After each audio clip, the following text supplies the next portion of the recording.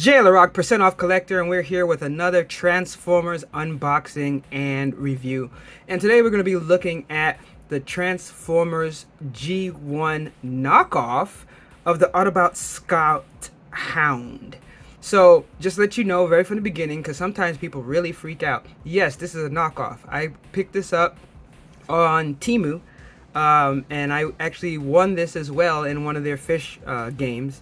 And I know people have asked me about the game. I do have a video about Temu, but to be honest, at this point now, they changed the game and they made it so hard to win, it's not worth it. Plus, they don't let you select the good toys anymore.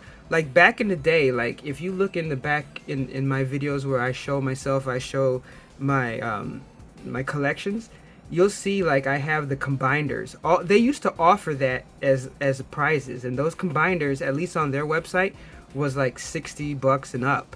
And now basically when you go and you play their games, you're selecting like things that are worth like $10 and $15. So that plus how hard it is, it's not worth it. So it's kind of sucks because, I mean, I thought I did well by getting a bunch of Transformers for free. But I know people who have gotten switches from that site, and it's just interesting. But we're not here to talk about Temu. We're here to talk about Transformers. Now, as far as knockoff itself, I think that sometimes people lose the idea of knockoffs. And I've seen some discussions about action figures and stuff like that. I think what people need to understand is that there's different types of knockoffs. Like there's the knockoffs where it's just stuff that looks broken. It's stuff that's really cheap plastic. It's stuff that, you know, it's there's no try put into it. And then there's knockoffs where because of the design of it, you don't have to put much into it to make it as close to the original as it was. And because that's the case, it makes more sense to put that effort in so that people will buy it. So what I mean is that if like these old-fashioned G1s were die-cast metal, some plastic, simple transformations, and you know, not many of them were very large. So to replicate that, and the design is not as expensive. But if you're able to put it in a box that looks like the original, if you're able to make the design look a lot like the original, then guess what? People will buy it. Whereas if you go cheap and you're just like, oh, well, you know, I'm going to build it cheaply and make it look terrible, then yeah. So sometimes you'll see that. Like you'll go to a dollar store, if you look overseas, you'll see something and it's like really cheap plastic, and they might make a Transformers that's mixed with X-Men and Superman all together, and it just looks cheap and terrible. But I can tell you from experience, I have a bunch of these, and these have all been great, especially when they are shipped in the original box like this. So we're gonna of course open this up, but look, this is like how the original box sold, and the main thing is just, you know, never try to pass one off as real, because a lot of these do look good, and you know, you there's different collectors, and there's some collectors that may not be able to tell, even though one of the ways that you can tell is that they usually don't have the symbols and stuff on it. They give you a sticker sheet to do so. So I always like to make sure that, you know, this is a knockoff and this is something for my collection, not something I plan to ever sell or tell somebody that it's real and legit. But with all that out the way, let's look at what we came to look at, which is the Autobot Hound. So as I said, I'm not a box keeper per se, but with the G1, the boxes look so cool that those I do plan to keep. So let's see, I think it actually remains in here. Usually it falls out, but it looks like they actually put the stickers and stuff behind all together in a little packet, which is cool. So here you can see that you got the little extra packet. And so in here you have the little accessories that come with it. And then, as I said, it's put together well. The instruction booklet, nice. Again, it has like that old school style look to it that everyone's used to. And then you have the little missiles that fire out it. You have both of the weapons, and this is like the back wheel like you would put on the rear. So it's like the spare, and then these are other little parts that you can add to the car to deck it out. Little gas can, and then like the little not hook, but basically to tow other vehicles. So let's look at the vehicle itself. Ooh, that's in there pretty decent. Like I said, really good. Alright, so here we go. So this one is like that harder plastic. It's not die cast everywhere, but there are some pieces I think I feel here that do have some of the die cast in it. But as I said, like just holding it, let me get this out of the way so it doesn't blur. So just looking at it and holding it, it doesn't feel cheap. I mean, that's the thing that people got to understand. Like, this is not something where it feels like it's gonna fall apart any moment. It feels like you could transform and play it. Now, there are varying results. So I always caution anyone that when they buy something, that, you know, it's possible that you can get this and then open it up and you're trying to transform it and a part falls off. But honestly, I've been very good as far as not having that issue. So let's see. I think this one goes here. Alright, so that's that. And then the the gas can goes here. Problem is, I'm trying to do it through by looking at the camera, which I shouldn't be doing it. I thought that was there, isn't it? Huh, maybe not. I know that up here you can put, is it this? Oh no, this is the gun. So this one would fire from the side. So I think it's,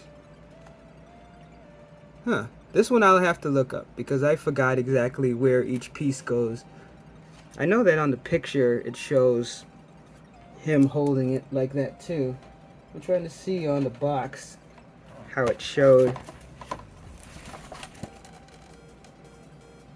Oh, so okay, no. So you actually just put one of his regular guns in this slot. So that's weird though, because did they... Oh, I see what they did. So basically you would mount one of these guns on top of it, I guess. Oh, I guess it's like, oh, there it is. You'd mount this gun and then you would put it here. Okay, that's sweet. Now it's weird though, because I'm pretty sure that this gas can is supposed to go here, because I've seen Jeeps that have it. Yeah, there it is. I just wasn't pushing hard enough. Alright, so that's cool. And I'm sure that the other part here, I forgot though where this goes. I'll have to check that out afterwards, but I know that this because this is what fires the missiles. So let's see. And that's what's cool about these, is that the firing mechanism usually works. Oh yeah, look at that. Oh, that was awesome. So I think though this you're supposed to put on him, but I could have sworn you could deck it out on the vehicle as well. But so as the vehicle, I mean, this is, like I said, with the G1s, a lot of times it's going to be the vehicle mode that I keep it in, just because it looks sweet, especially with the mounted gun. I love that you can kind of move it around a little bit. I love that you can like move this around, even though I guess this could be part of the transformation. I'm not 100% sure on that. I just like that the way it looks. I don't know if this, I still feel like I could mount this somewhere. It's gonna bug me until I go look it up, but if someone knows in the comments, please let me know.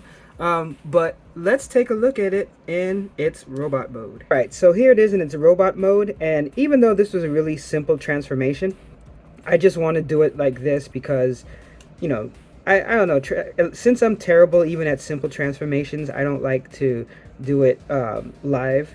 It just eats up time, me struggling even with the most simplest transformations.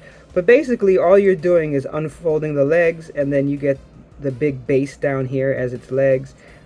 You pull out its arms, and then you basically are folding the chest over so it fits. And what's interesting is, so that gun, it actually, once you pull down the windshield, you actually clip the gun and see that little slot back here.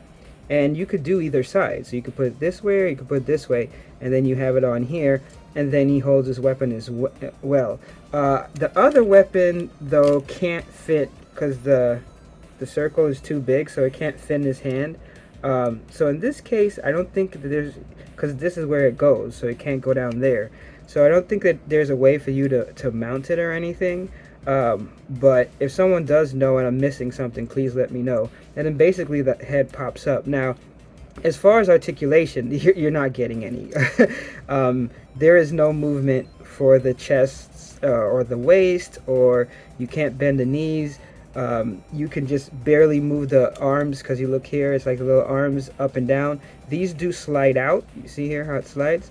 But it's like a limited range of motion. So like even as far as posing and stuff, you're not going to get too much. But that's not a Temu or a knockoff thing. That's a G1 thing. So that's how it looks all together. So let me put this on its stand and then show you a little something else real quick before we do the final profile. So as I said, one of the things that everything comes with these knockoffs separately. So of course this is a little decoder so you can see its power level, so it comes with that. But one of the ways, like I said, is you can know it's a knockoff is the rub symbol does not come with it by default. It comes separately, and like I said, they want you to put this on together. Most of the original Transformers, the stuff comes on, even though original Transformers did have some where you could put stickers on. But it does come with all the stickers, which I just think it's cool, so that you could put it on later. So a lot of times I don't put on the stickers unless there's maybe 1 or 2 stickers that I really think does it, because a lot of times I mess the stickers up, so I just avoid doing all that. But just that you can see, so you do get the stickers with the guy. So overall, let's just put on a little spinner. This is what we got here for our Autobot Hound. So I mean, like, again, simple, nothing crazy, but I like it. And you know, especially for me, for the price point, so since I ended up getting this basically for free. But I've seen the knockoffs for this guy going for like 35-40 bucks. Let me just show you really quickly what it looks like when you put the stickers on. So I mean, look, that's pretty sweet all together once you put the stickers on. So I mean, I'm more than willing to take some time and try to put the stickers on and make it look a lot better, because you know, it does look like it just came off the assembly line, but I still think it's sweet. So for me, I'm going to be transforming this and keeping it in the Jeep mode, because I just think the Jeep mode just looks really sweet as far as backdrop. But you know, still, it's cool to have another G1 that would have been way too expensive for me to find in any type of good condition. And I love seeing how shiny and new it is. So for me, that's why knockoffs work, and I don't have a problem with it, because I'll gladly buy the original if I can find a decent price. But it's cool to have this as well. And if I do get an original, I love comparing the original to a knockoff to one of the newer versions of the character and stuff like that. So thanks so much for watching this video and, you know, geeking out with me as I enjoy unboxing and taking a look at Transformer. And I do these videos every single week. There's going to be at least 2 to 3 videos every week, so please consider giving me a like, a sub, and all that good stuff, and hit that notification button so you can get all my new content. But until next time, thanks so much for watching, and remember my motto: no discount, no deal. Catch you later. It could be that Jeep from the A-Team that flipped over in the beginning.